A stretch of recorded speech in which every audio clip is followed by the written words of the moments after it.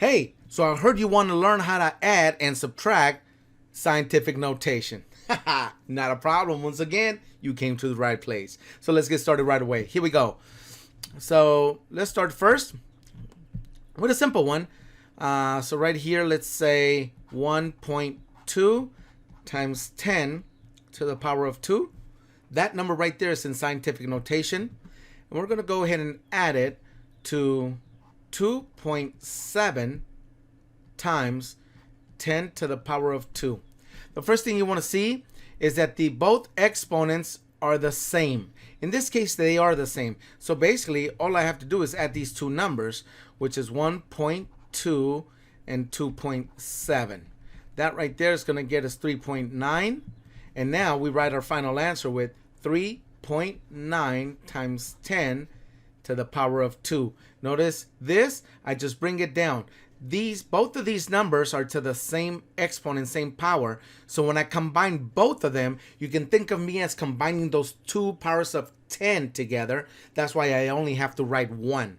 All right, I hope that makes sense to you. All right, let's try another one here. Hey, he didn't go away. Hey, what is wrong with you? Sometimes technology. All right, moving on. Here we go.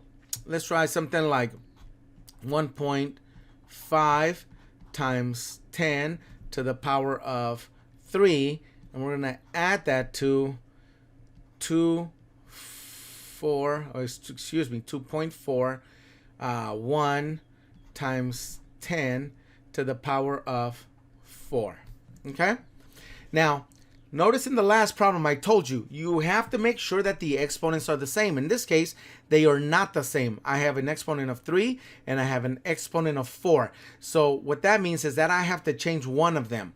Either I have to change this 3 and raise it up to a 4, or take this 4 and bring it down to a 3.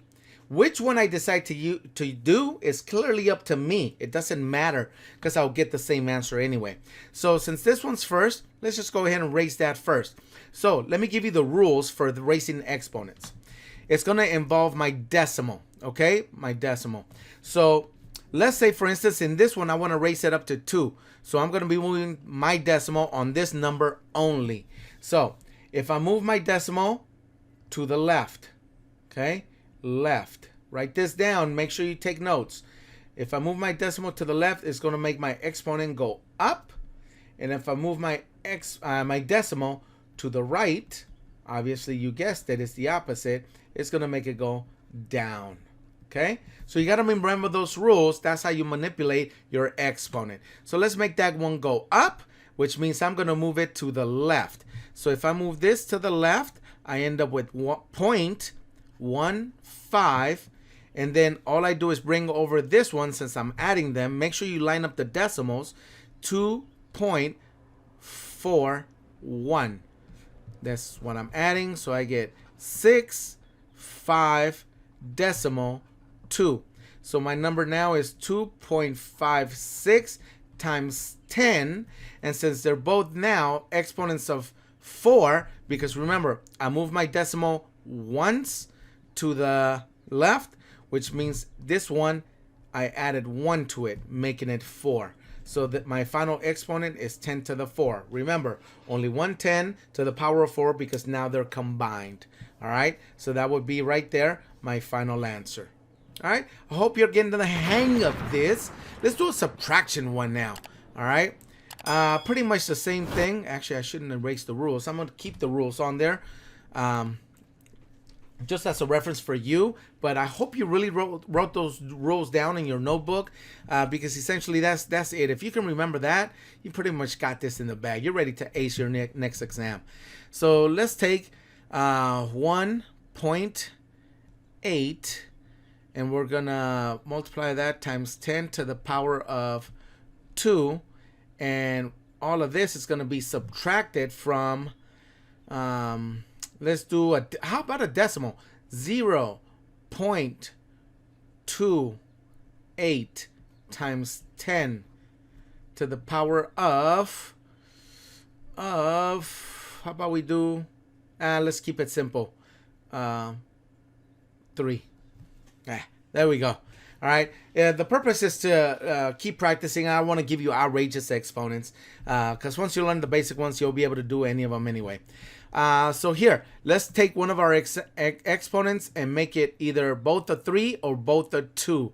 It doesn't matter. Why don't we make this, since the last time we changed the first one, let's change the second one now and bring it down. Well, if I'm going to bring it down, that means I'm going to move my decimal to the right. So I'm going to move this decimal here over to the right one spot, because that's going to subtract 1 from it, giving me an exponent of 2 right here. So then I'll have exponents of 2, and now my new numbers here are 1.8 minus 2.8. Okay, that's kind of backwards. I didn't expect that. The difference here is 1.0, and you notice it's negative because I took 1.8 and subtracted 2.8. So I got negative 1.0. By the way, you don't have to add this decimal and a 0. All right, just writing 1 would suffice. And this is times 10 to the power of 2. And that right there, ladies and gentlemen, would be my final answer. All right, I hope you're getting the hang of it. I hope you understand it. Just because I am a math teacher, we're going to do one more. All right, because there's always room for one more. I mean, come on, who wants to stop learning? Learning is fun, especially when you're learning math. I don't know. Oh, I haven't shown you negative exponents. Oh my gosh. Okay, here we go. Let's do, oh, I got an itch. Sorry. 2.3 times 10 to the power of negative 2. And we're going to add this to 3.1 times 10 to the power of, let's just make it a positive 2. How about that, huh? They're a little bit spread apart if you can think of them on the number line. So now, I got to make this second one a negative 2, or I got to make this first one a positive 2. Let's just go ahead and make the first one a positive 2. We're going to move it up, which means I'm going to move my decimal to the left. Watch as I count down, because this can get tricky when it's negative. So, there's going to be negative 1, 0, 1, 2. My decimal ends up there, filling these gaps with zeros, and I have my new number, 0.00023. That's my new number. And all I have to do is add it to 3.1, remembering to line up your decimals, 3.1. Okay, add that up, and you get 3.10023. Wow, what a long number. All right, and that number is going to be right here times 10. And what did we decide our exponent was? They were both going to become a 2, right? So there you go. It's a positive 2, and therefore this section right here would be my final answer. And guess what? You just learned how to add numbers in scientific notation. How about that, huh? Hey, if you got some value out of this, please subscribe to my channel and like it. I mean, who teaches this just like me? Nobody.